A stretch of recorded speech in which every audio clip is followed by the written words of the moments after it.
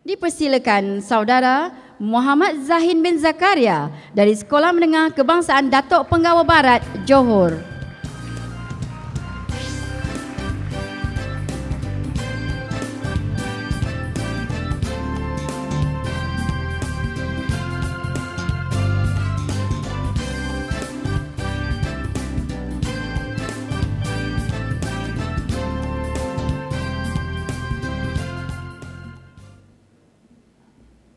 Saudara Muhammad Zahin akan menyampaikan pidatonya bertajuk Peranan Ibu Bapa dalam Menyemai Ilmu Merancang Keuangan dalam Kalangan Anak-anak. Dipersilakan. Bismillahirrahmanirrahim. Kata orang, manusia bekerja untuk wang. Sebaliknya, pernahkah anda menjadikan wang bekerja untuk anda? Robert Kiyosaki dalam buah fikirnya berjudul Rich Dad, Poor Dad menegaskan, minda sebegini seharusnya diturunkan oleh ibu bapa kepada anak-anak dalam menyemai ilmu perancangan kewangan. Persoalannya sebagai ibu bapa, berapa ramai antara kita yang mendidik anak-anak dengan ilmu perancangan kewangan? Anda jawab. Hadirin hadirat, nyataan awal saya sebentar tadi berkehendakkan saya berbicara mengenai peranan ibu bapa dalam menyemai ilmu perancangan kewangan dalam kalangan anak-anak. Sekalong apresiasi saya ulurkan buat saudari pengerusi majlis yang berbahagia, div-div yang disanjungi, barisan panel hakim yang bervisi. Seterusnya hadirin hadirat yang dikasihi dekat di hati. Assalamualaikum warahmatullahi wabarakatuh. Sebagai pembuka tirai bicara, menerusi perspektif saya yang pertama, merancang sebelum berbelanja. Di Amerika Syarikat, satu kajian telah dibuat di sekolah menengah mengenai isu pengurusan kewangan. Amat mengejutkan. Didapati 66% mendapat grade F dan hanya 3% yang mendapat grade A.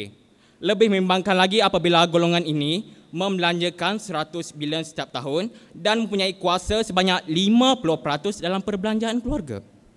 Mengapa ini terjadi? Kerana kita sebagai ibu bapa cuba memenuhi kehendak anak-anak. Minta itu beli, minta ini beli. Ialah sayangkan anak. Jadi tidak hairanlah mengapa pengiklan sekarang memberi fokus kepada golongan muda sebegini. Sebagai ibu bapa, kita sering memberi wang saku kepada anak-anak.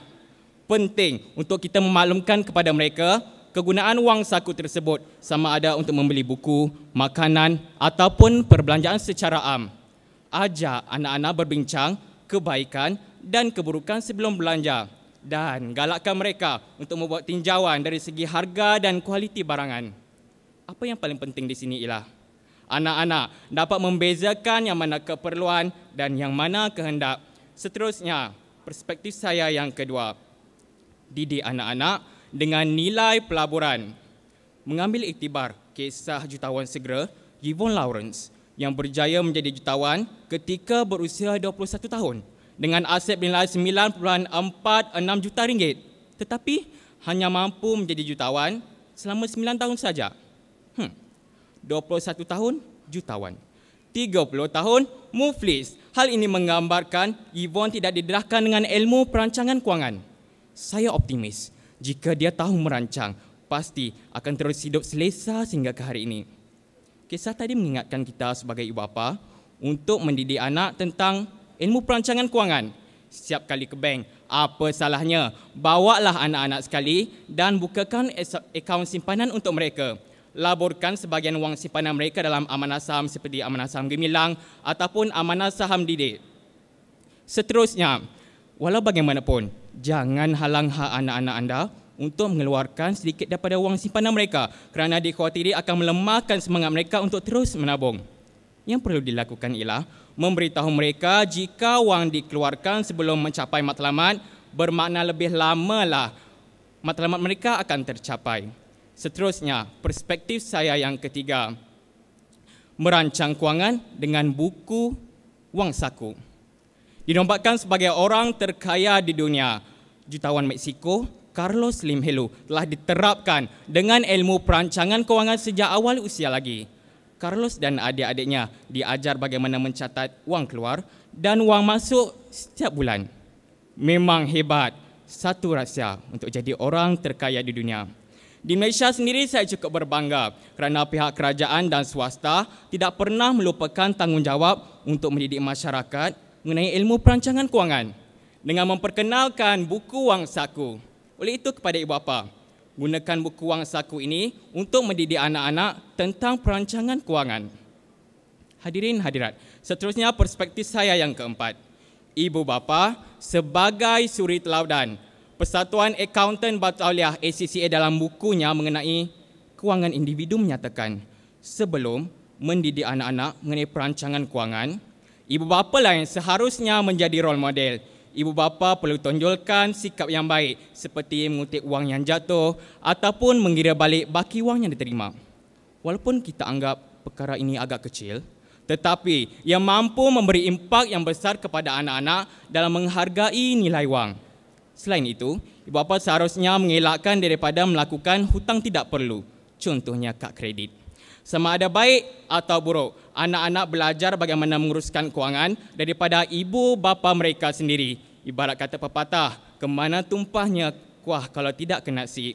Oleh itu, mendidik anak-anak tentang ilmu perancangan kewangan ditambah pula dengan contoh yang baik pasti akan mendorong anak-anak anda untuk mengendalikan kewangan mereka sendiri. Konklusinya, berdasarkan 4 perspektif yang telah saya perincikan sebentar tadi, diharap mampu menggarap minda kita semua bahawa ibu bapa sememangnya berperanan dalam menyemai ilmu perancangan kewangan dalam kalangan anak-anak. Sebagai renungan, Diego Maradona disifatkan sebagai pemain paling jenius dalam arena bola sepak, tetapi gagal membawa Argentina menjulang Piala Dunia. Berbanding Vicente del Bosque, namanya tidaklah sehebat Maradona, tetapi berjaya menjulang Spanyol menjuarai Piala Dunia. Adakah kegagalan merancang strategi? Analoginya di sini, sehebat mana ibu bapa merancang kewangan, tetapi jika gagal disemai dalam diri anak-anak, masihkah ada ruang dan peluang untuk anak-anak kita, cucu-cucu kita untuk terus menyanyi, menari dan hidup dalam harmoni. Sekian, wabillahi taufiq wa hidayah. Wassalamualaikum warahmatullahi wabarakatuh.